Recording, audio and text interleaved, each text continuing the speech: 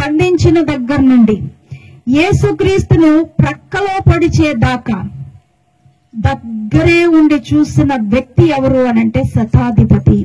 Bible గ్రంథంలో చాలా మంది శతాధిపతులు ఉన్నారు, కానీ ఈ రోజు నేను చెప్పాలనుకున్న వ్యక్తి ఎవరు అనంటే యేసు ప్రభు యొక్క శిలువ మరణం వరకు యేసు ప్రభుతో ఉండి యేసు ప్రభుకి శిలువ మరణాన్ని వేసేదాకా ఆ యొక్క బాధ్యత తీసుకొని ఆ పని చేసినటువంటి శతాధిపతి గురించి చెప్పాలనుకుంటున్నాను.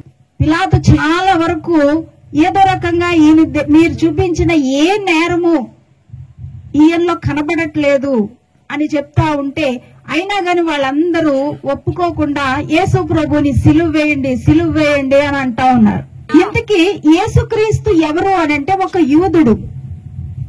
ఇప్పుడు సిలువ వేయండి అని కేకలు వేస్తున్న వాళ్ళంతా ఎవరు? యూదులే, తన స్వజనులే యేసు ప్రభు గురించి మాట్లాడకుండా వ్యతిరేకంగా మాట్లాడుతా ఉంటే అది ఎవరు చూస్తున్నారు అనంటే ఈ శతాధిపతి చూస్తా ఉన్నాడు. అంటే కొరడాలతో కొట్టించాడు. అలాగైనా వాళ్ళ యొక్క కోపం చల్లారుతాదేమో అనుకొని కొరడాలతో కొట్టించాడంట.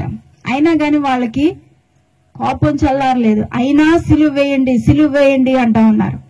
చివరిగా బరబ్బాని విడుదల చేయమంటారా, యేసును విడుదల చేయమంటారా అంటే అందరూ ఒకే స్వరంతో చెప్తున్నారు, మాకు బరబ్బాయే కావాలి, యేసును మాత్రం ఏం చేయండి, సిలువ వేయండి అంటా ఉన్నారు. ఇదంతా శతాధిపతి చూస్తా ఉన్నాడు.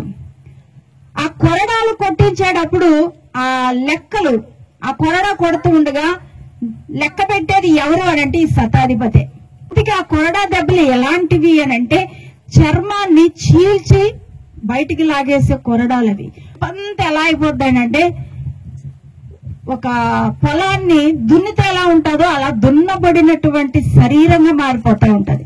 అంత భయంకరమైన శిక్ష అనుభవిస్తా ఉంటే ఆ నెంబర్లో లెక్క పెడతా ఉన్నాడు ఈ శతాధిపతి. ఆ శిక్ష యొక్క పర్యవేక్షణ అంతా ఎవరు చూసుకోవాలి అనంటే ఈ శతాధిపతే చూడాలి. ఇంకా చెప్పాలంటే సైనికులు అపహాసం చేస్తా ఉంటే ఆయన కొడతా గుద్దుతా మొహం మీద గుట్ట కప్పేసి నిన్ను గుద్దింది ఎవరో చెప్పు అడుగుతా ఉంటే అవన్నీ చూస్తా ఉన్నాడు ఈ శతాధిపతి. దాదాపు 16 గంటలు ఈ శతాధిపతి యేసు ప్రభుతో పాటు ఉన్నాడంట. యేసు ప్రభుని బంధించినప్పటి నుంచి యేసు ప్రభుని సిలువ వేసేదాకా ఎవరు యేసు ప్రభుతో పాటు వెంబడిస్తా వచ్చారు అనంటే ఆయనకి అప్పగించినటువంటి ఉద్యోగాన్ని బట్టి, కావాలని కాదు వెంబడించడం, ఆయనకి అప్పగించిన ఉద్యోగాన్ని నెరవేర్చడం కోసం ఏం చేశాడు శతాధిపతి 16 గంటలు యేసు ప్రభుతో పాటు తిరుగుతా ఉన్నాడు. చివరిగా యేసు ప్రభు గురించి సిలువ మీద ఉండగా యేసు ప్రభు గురించి ఒక మాట చెప్తున్నాడు.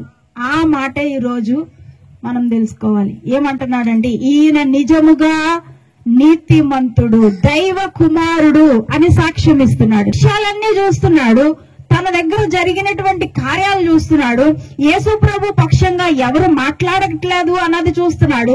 తన స్వజనులే యేసు ప్రభు గురించి సిలువ వేయండి అని అరవడం చూస్తున్నాడు.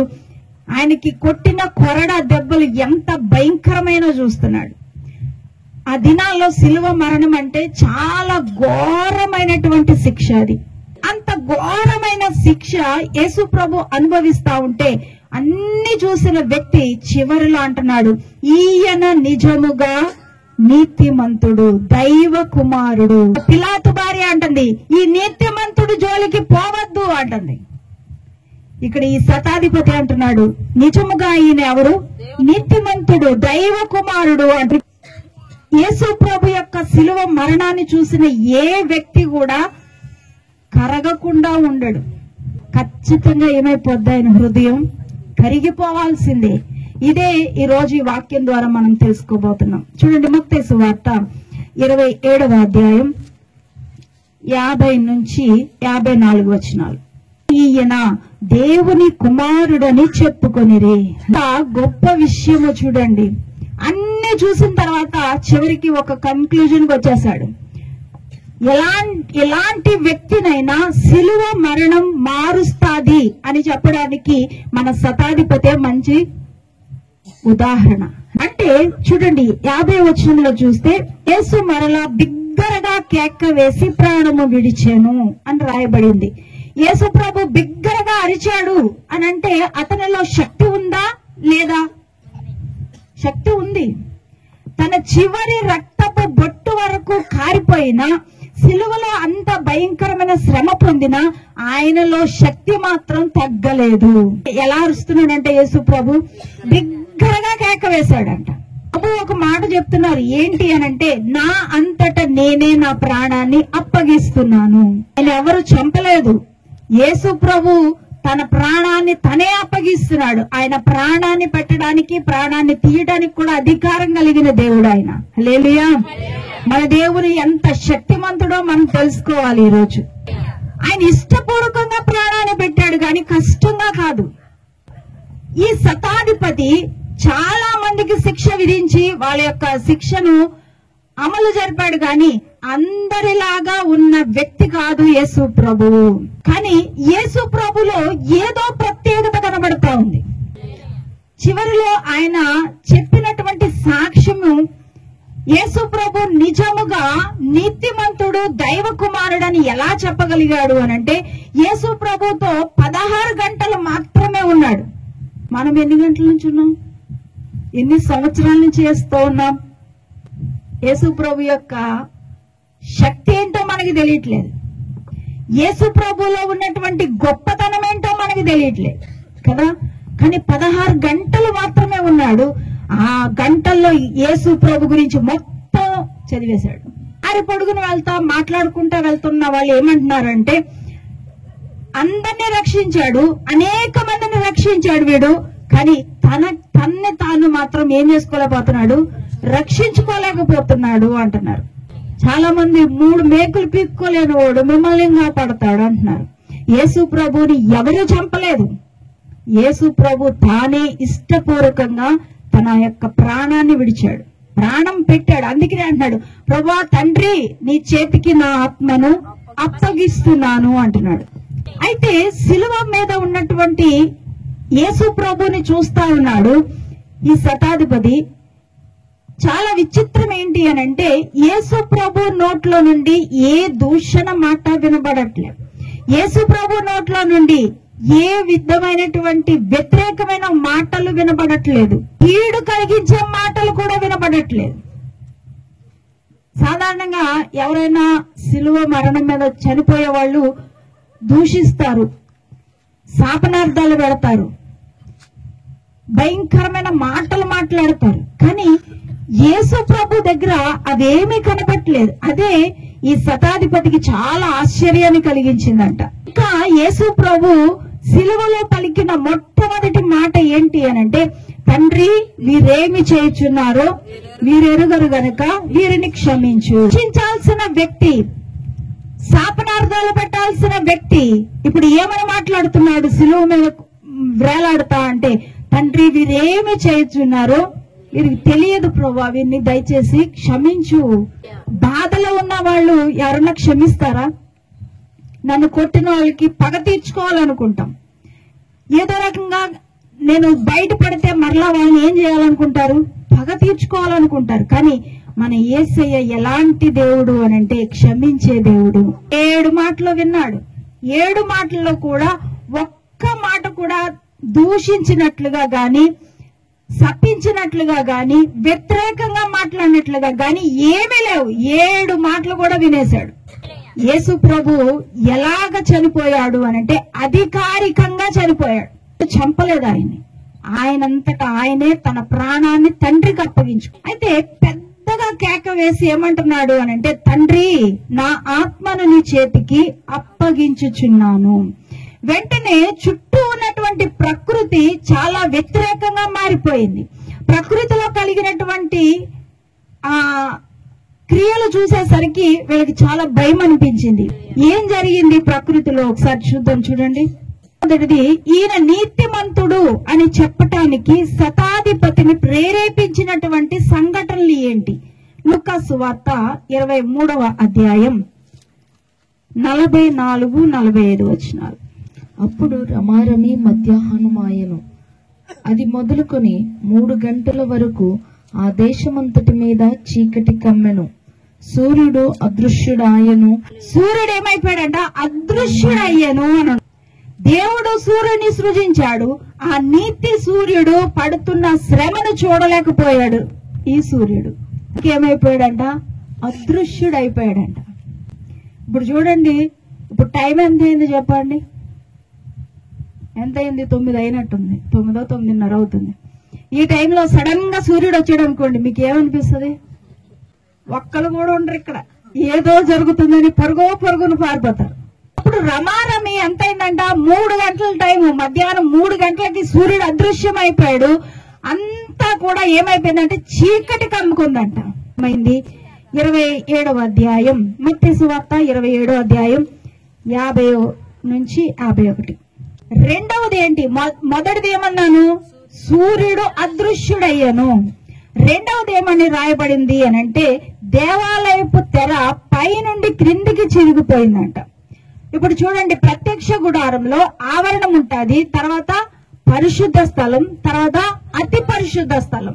ఇప్పుడు దేవాలయపు తెర అంటే పరిశుద్ధ స్థలానికి అతి పరిశుద్ధ స్థలానికి మధ్యలో ఒక తెర ఉంది. ఆ తెర ఏమైపోయిందంట? మధ్యకి చిరిగిపోయిందంట. ఇప్పుడు ఏమైంది? చిరిగిపోతే పరిశుద్ధ స్థలం అతి పరిశుద్ధ స్థలం ఏకమైపోయింది. సంవత్సరానికి ఒక్కసారే అతి పరిశుద్ధ స్థలంలో ప్రధాన యాజకుడు ఒక్కడే వెళ్తాడు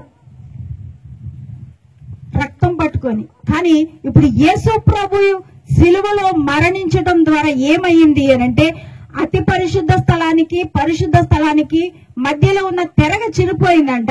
ఇప్పుడు ఆ రెండు ఒకటైపోయింది. ఇప్పుడు మనం ఏం చేస్తున్నాం? అతి పరిశుద్ధ స్థలంలో ప్రవేశించడానికి దేవుడు మార్గం తెరిచాడు.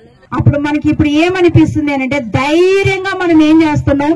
కృపాసనం యొద్దకు చేరుకుంటున్నాం.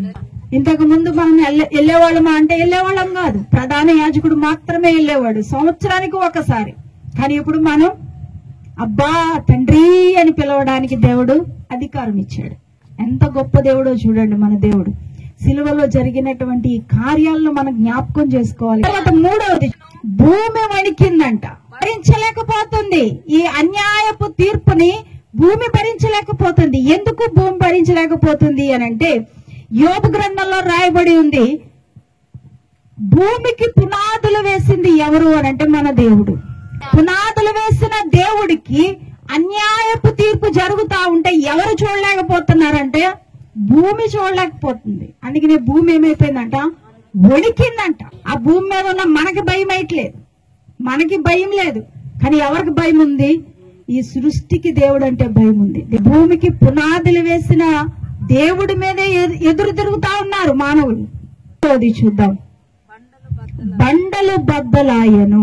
అవును, నిర్జీవమైన బండలు బద్దలైపోయినాయి, గాని జీవము కలిగినటువంటి మన హృదయం అనే బండలు మాత్రం బద్దలవట్లేదు. అవి కఠినంగానే ఉంటున్నాయి. బద్దలవ్వాల్సింది ఏంటి అసలు? మన హృదయం. మన గురించి మనం ధ్యానం చేసినప్పుడు మనకి ఏం కలగాలి అని అంటే మన హృదయం కరగాలి. బండలాగా ఉంటుంది మన హృదయం, కఠినంగా ఉంటుంది మన హృదయం. మన ప్రక్క వారి గురించిన ఏదైనా మాట వింటే వాళ్ళ మీద కఠినమైన హృదయం వచ్చేస్తుంది. క్షమించే మనసు లేదు. చిన్న మాట అంటే వాళ్ళతో మాట్లాడడం మానేస్తాం. చిన్న సమస్య వస్తే వాళ్ళని దూరంగా పెట్టేస్తాం. ఎక్కడుంది కరిగిపోయిన హృదయమా మంది? బద్దలైన హృదయమా? బండలాగున్న హృదయమా మంది? చిన్న మాట అంటే ఎంత కోపం వచ్చేస్తుందో కదా మనకి. మరలా మాట్లాడరు వాళ్ళతో.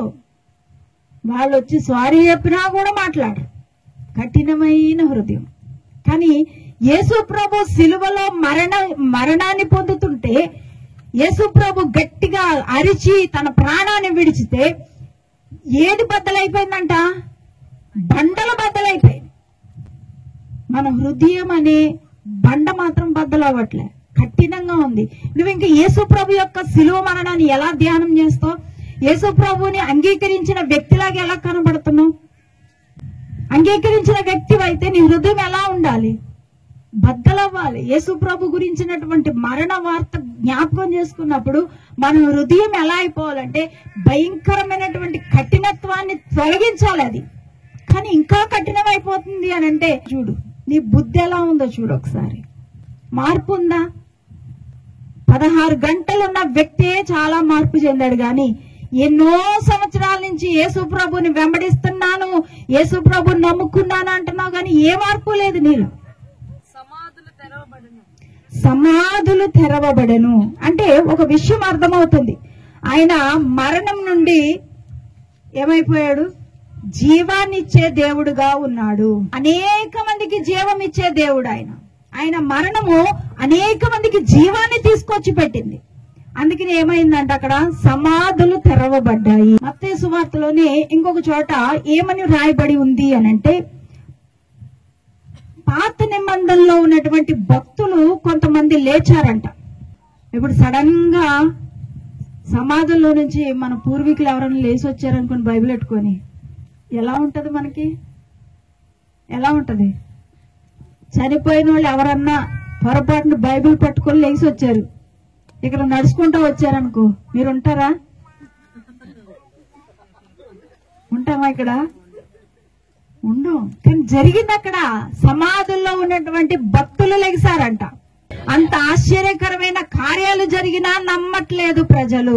శుద్ధులు లేచి వారు సమాధులలో నుండి బయటకు వచ్చి ఆయన లేచిన తరువాత పరిశుద్ధ పట్టణంలో ప్రవేశించి అనేకులకు అగపడిరి.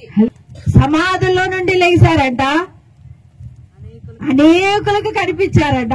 అప్పుడు వాళ్ళు ఏమవ్వాలి? అసలు సమాధుల్లో నుండి లేచి వచ్చిన వాళ్ళకి అనేకులకి కనబడిన తర్వాత ఏమైంది అంటే పరిశుద్ధ పట్టణానికి వెళ్లిపోయారు వాళ్ళు. ఇంత గొప్ప కార్యాలు జరిగిన తర్వాత ఈ శతాధిపతికి అదంతా చూసిన తర్వాత ఈ శతాధిపతికి మనసులో మార్పు వచ్చేసింది. మొదటిది ఏమన్నాను? సూర్యుడు ఎప్పుడైతే చీకటి కమ్మిందో ఈ శతాధిపతిలో ఉన్నటువంటి చీకటి పారిపోయింది. అతడు యేసు ప్రభు గురించి సాక్ష్యం ఇవ్వడానికి కారణం ఏంటి అని అంటే, సూర్యుడు ఎప్పుడైతే అదృశ్యుడయ్యాడో, ఎప్పుడైతే భూమి అంతా చీకటి కమ్మిందో, ఈయన లోపల ఉన్న చీకటి అంతా ఏమైపోయింది? పారిపోయింది. రెండవది ఏంటి? దేవాలయపు తెర పై నుండి కిందికి చినిగిందంట. అలా చిరిగిపోవడం వల్ల ఈ శతాధిపతి యేసుకి సమీపంగా అయిపోయాడు. పరిశుద్ధ స్థలంలో డైరెక్ట్ గా వెళ్ళిపోయాడు. ఏడవది, భూమి వణికినప్పుడు తను కూడా ఏం చేశాడు? వణకడం ప్రారంభించాడు. నేను పాపిని, నేను చేస్తుంది పాపం, నా జీవితంలో ఎన్నో తప్పుడు కార్యాలు చేశాను, ఈ నీతిమంతుడి దగ్గర నేను నిలబడ్డానికి యోగ్యుణ్ణి కాదు. పరిసయ్యుడు సుంకరి ఇద్దరు దేవాలయానికి వచ్చారు, కానీ సుంకరి ప్రార్థన ఎలా ఉంది? పరిసయ్యుడు ప్రార్థన ఎలా ఉంది? ప్రభువా, నీ వైపు కన్నులెత్తడానికి కూడా నాకు అర్హత లేదు అని దేవాలయం బయట నిలబడి ప్రార్థన చేస్తా వణుకుతా ఉన్నాడు. అదే వణుకు ఎవరిలో కనబడుతుంది అనంటే శతాధిపతిలో కనబడుతుంది. ఆయన న్యాయవంతుడు, ఆయన నీతిమంతుడు, ఆయన దేవుని కుమారుడు అని గ్రహించాడు. వెంటనే భూమి వణుకుతా ఉంటే ఈ శతాధిపతి కూడా వణుకుతున్నాడు. నేను పాపిని ప్రభువా. బద్దలైనప్పుడు ఈ శతాధిపతి యొక్క హృదయం కూడా బద్దలైపోయింది. కఠినమైనటువంటి హృదయం, కఠినాత్ముడుగా ఉన్నాడు, అనేక మందిని శిక్షించిన వ్యక్తిగా ఉన్నాడు. ఇప్పుడు ఆ హృదయం ఏమైపోయింది? కఠినంగా ఉన్న హృదయం బద్దలైపోయి మెత్తగా అయిపోయింది. సమాధులు తెరవబడను. ఈ వ్యక్తి కూడా కఠినమైన వాడు మార్పు చెంది బయటకు వచ్చి సాక్ష్యం ఇస్తున్నాడు. యేసు ప్రభు నిజమైన దేవుడు, యేసు ప్రభు నీతిమంతుడు, యేసు ప్రభు దేవుని కుమారుడు అని సాక్ష్యం ఇస్తా ఉన్నాడు. ఈ 16 గంటలు ఉన్నటువంటి ఆ వ్యక్తిలోనే అంత మార్పు వస్తే అతడు కావాలని యేసు ప్రభుని వెంబడించలేదు. తన డ్యూటీ నిమిత్తం, తనకు అప్పగింపబడిన బాధ్యతను నెరవేర్చడానికి యేసు ప్రభు వెనకాల 16 గంటలు తిరిగాడు. కానీ ఈ రోజు దేవుడు నీతోనే మాట్లాడుతున్నాడు. నువ్వు యేసు ప్రభుని వెంబడించి ఎన్ని సంవత్సరాల నుంచి వెంబడిస్తున్నావు? దేవుడు నీకు ఎన్నో అవకాశాలు ఇచ్చాడు. అక్కడ శతాధిపతికి దేవుడు అవకాశం ఇచ్చాడు. ఆ అవకాశాన్ని శతాధిపతి వాడుకున్నాడు. అనేక సార్లు మన జీవితంలో కూడా మనల్ని మోసం చేసిన వాళ్ళ ద్వారా దేవుడు మాట్లాడతాడు. మనల్ని నిందిస్తున్న వారి ద్వారా దేవుడు మాట్లాడతాడు. మన మీద చెడ్డ మాటలు చెప్తున్న వాళ్ళ ద్వారా కూడా దేవుడు మాట్లాడతాడు. మనకి ఇచ్చినటువంటి అవకాశాన్ని మనం ఏం చేసుకోవాలి? ఖచ్చితంగా వాడుకోవాలి. మనల్ని గాయపరిచిన వారి ద్వారా దేవుడు మాట్లాడతాడు.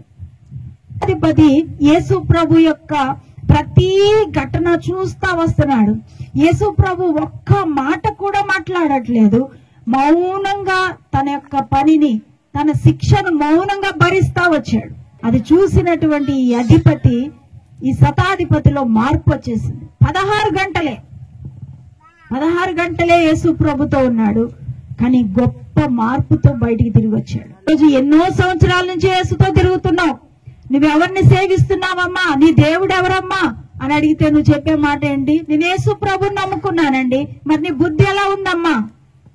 పాతదేనండి, మార్పు లేదు. నిజమైన దేవుణ్ణి అంగీకరించినావు కానీ ఆయన యొక్క శక్తి ఏంటో మనకు తెలియట్లేదు. ఆయన యొక్క కార్యాలు ఎలా ఉంటాయో మనకు అర్థం కావట్లేదు.